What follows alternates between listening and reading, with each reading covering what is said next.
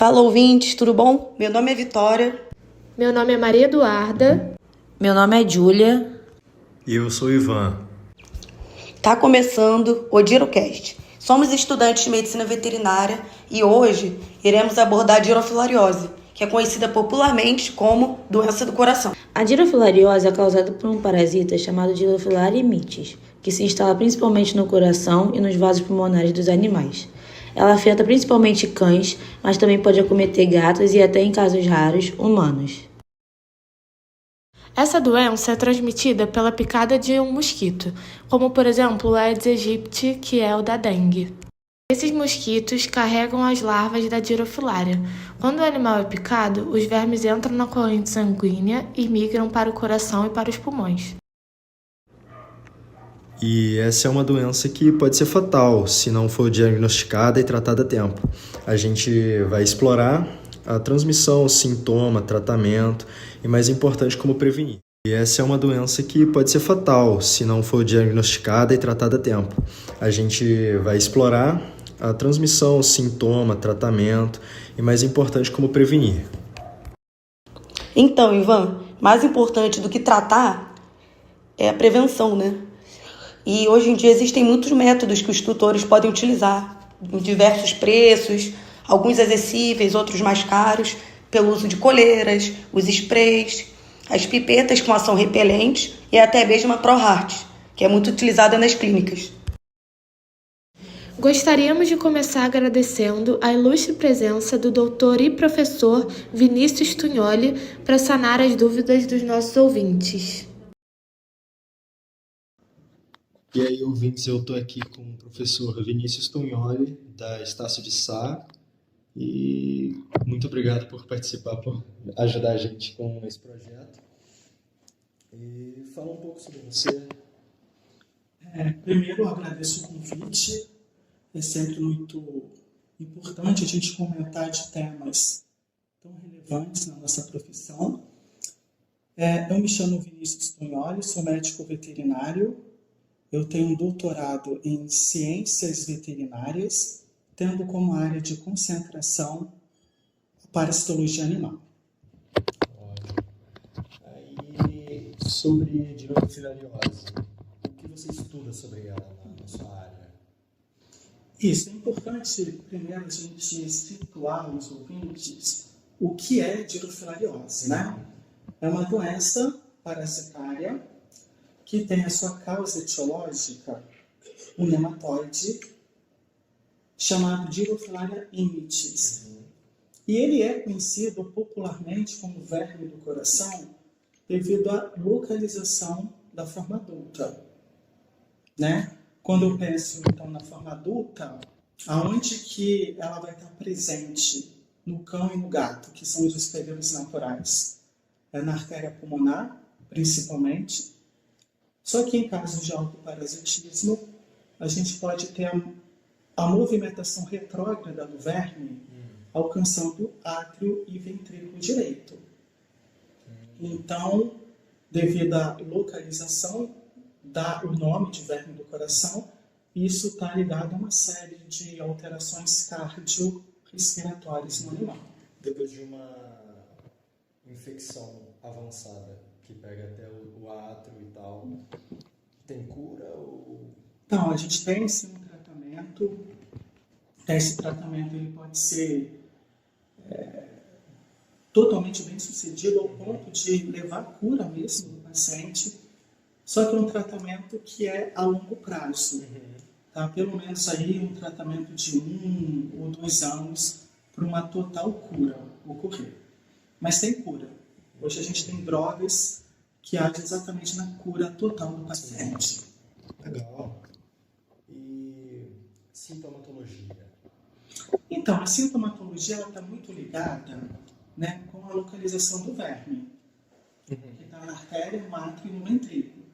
Então, em termos de alteração, claro, isso numa fase mais avançada, quando não tem um tratamento correto, esse animal ele pode desenvolver desde quadros de endocardite, que seria uma inflamação do endocárdio, que é a membrana que reveste internamente o coração, até quadros de endocardiose e também casos mais graves, evoluindo para uma insuficiência cardíaca congestiva.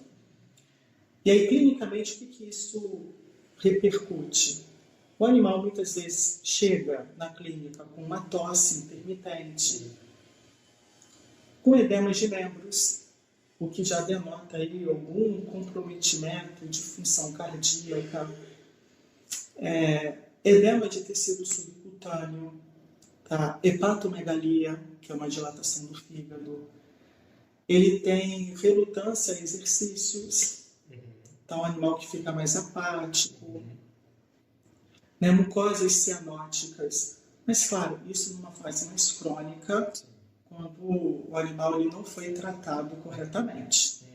Tá bom? Desses sintomas, quais que mais se percebem em casos clínicos, Então, do exame físico? Isso, na clínica, a gente vai notar muito essa tosse, que é bem característica, uma dispneia, uma dificuldade respiratória, também importante. Por causa da pressão que Pelo quadro de insuficiência mesmo, Sim. cardíaca.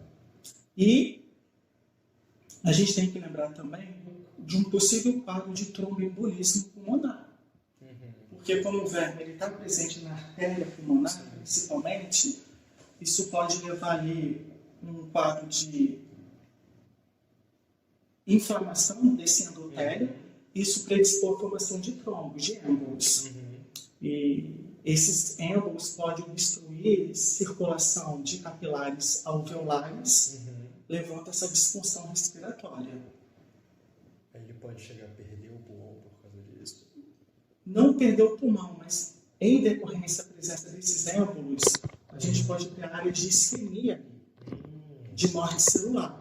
E aí, consequentemente, se eu tenho morte celular, a gente vai ter algum dano, algum comprometimento funcional do órgão. Profilaxias para essa doença. Eu já ouvi muito falar do colar e da ProHeart. Verdade. Então, em termos de ações profiláticas, é isso. Como é uma doença vetorial, que é transmitida pelo mosquito, né? Qualquer medida de proteção individual ao animal, qualquer ação repelente, ela é bem-vinda. E nisso, essas coleiras repelentes, elas ajudam bastante, especialmente em áreas endêmicas. E a gente tem a ProHeart também, que é uma moxidectina de liberação lenta. O que é importante a gente desmistificar aqui é que muita gente associa a ProHeart como sendo uma vacina. Eu ouvi falar dela como sendo uma vacina. Então, não é tecnicamente uma vacina. Porque quando a gente pensa em vacina, a gente pensa em formação de anticorpo, de uma memória imune, não tem nada disso. Né? O mecanismo de ação da ProHeart, como eu comentei, é uma moxidectina de liberação lenta. São microesferas que vai liberando lentamente o princípio ativo, que é a moxidectina, que tem uma ação microfilaricida. Então, esse é outro ponto que a gente precisa também pontuar. Não adianta eu entrar com a ProHeart, por exemplo, em um animal que já tem forma adulta do verme, porque ela não tem uma ação adulticida. Por isso que a gente testa antes para saber se aquele animal está ou não positivo. Se ele tem ou não a infecção patente. É um exame de sangue. A gente faz o 4DX, normalmente, ou um outro método para girofilária é o ALEG, que são métodos imunocromatográficos, é o teste rápido.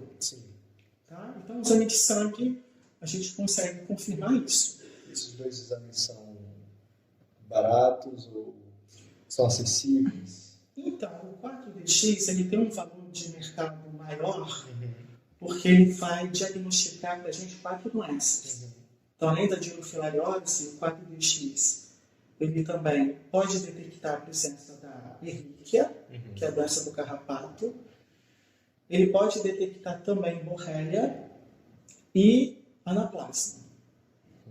Tá? E o alegre não é específico para Dirofilaria. E por isso ele tem um valor de mercado mais acessível. Em termos de valores, hoje, realmente eu não saberia dizer. Sim. Tá? Mas são métodos rápidos, são métodos práticos que em 10 minutos, Então dá para fazer na própria rotina, ali, na própria clínica, perfeitamente. Tem algum caso clínico que você já presenciou, você participou? Sim, constantemente a gente pega animal na nossa rotina com Dirofilaria. Ainda é uma região muito endêmica aqui no Rio de Janeiro. Então, especialmente no verão, A gente tem muito mosquito. exatamente. Então, é uma doença que tem essa sazonalidade bem marcada, devido à presença do mosquito, do vetor, que é uma peça fundamental na transmissão. Então, geralmente no verão a gente pega bastante casos de dirofilariose. É muito comum assim, tão comum assim. Na região metropolitana do Rio, sim. É uma região endêmica hoje para dirofilariose. Na minha visão, os tutores iam ter mais cuidado. Então, o que acontece é que a grande maioria são animais assintomáticos. Então, chega para a gente, muitas vezes, sem sinal clínico aparente, e no exame de rotina a gente acaba detectando né, a presença. Quase que por sorte, então. Exatamente. Mas mesmo assim é importante fazer um monitoramento cardíaco desse paciente, porque tem toda a problemática da localização do verme. Isso pode, a longo prazo, trazer consequências deletérias. O tratamento que você falou, depois de uma infecção mais grave, ele é muito caro? Então, hoje, o que a gente preconiza no tratamento da dirofilária? Você tem drogas que vão atuar como profiláticas, que são as drogas microfilaricidas.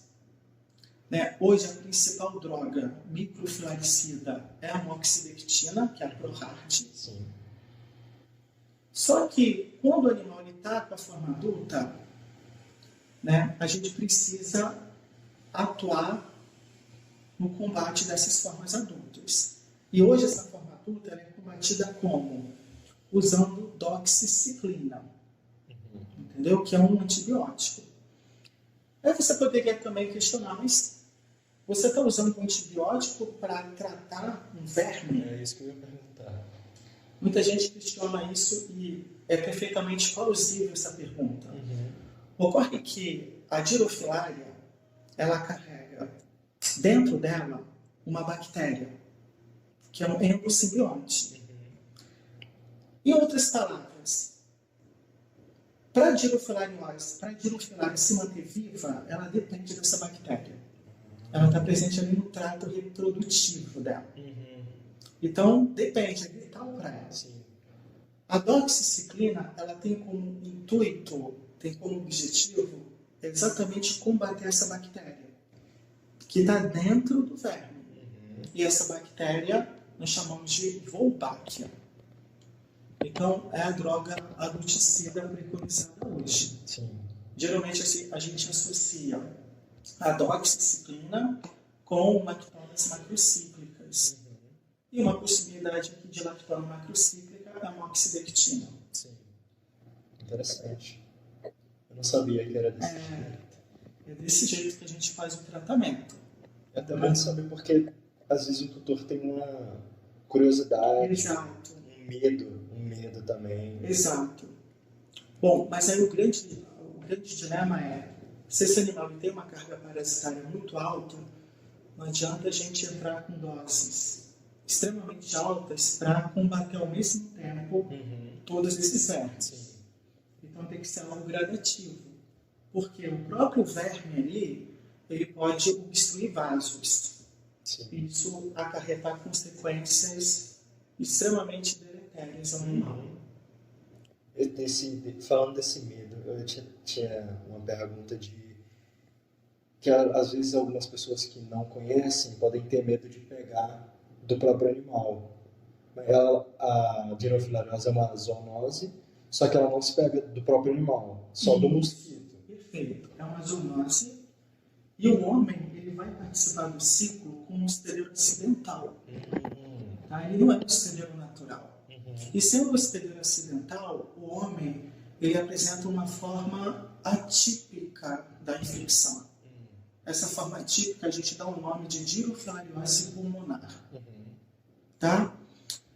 Para o homem pegar a dirofilariose, ele precisa ser picado por um mosquito que já esteja infectado com a dirofilária.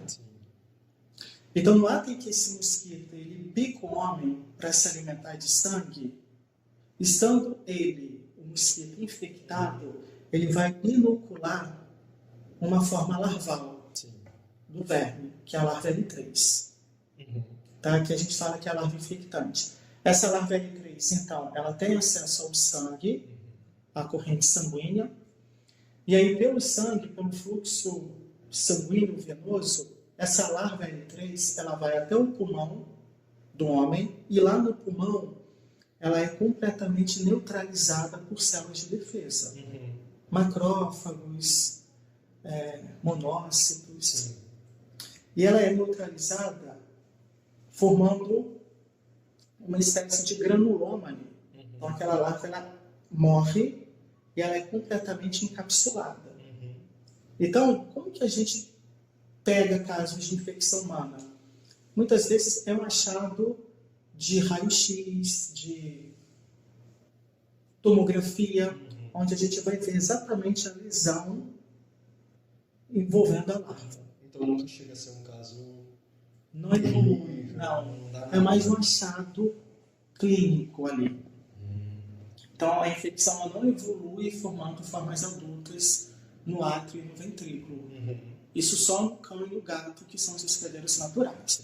Então é uma zoonose? É, mas clinicamente ela é quase assintomática. Então no máximo aí uma pneumonia, mas algo bem transitório. Não tem nenhuma problemática lá. Isso aí. Isso aí.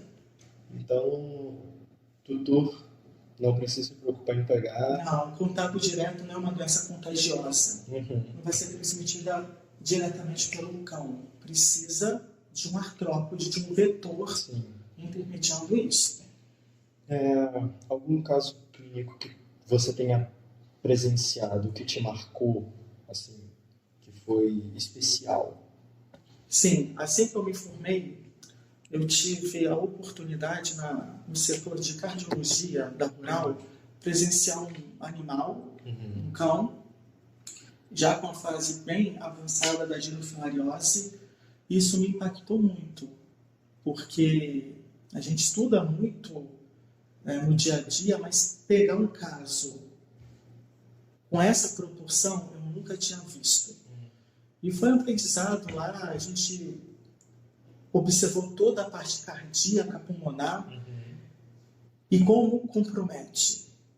Então, é uma doença que, embora assintomática na grande maioria dos casos, em outros não. Ela tem um prognóstico extremamente reservado.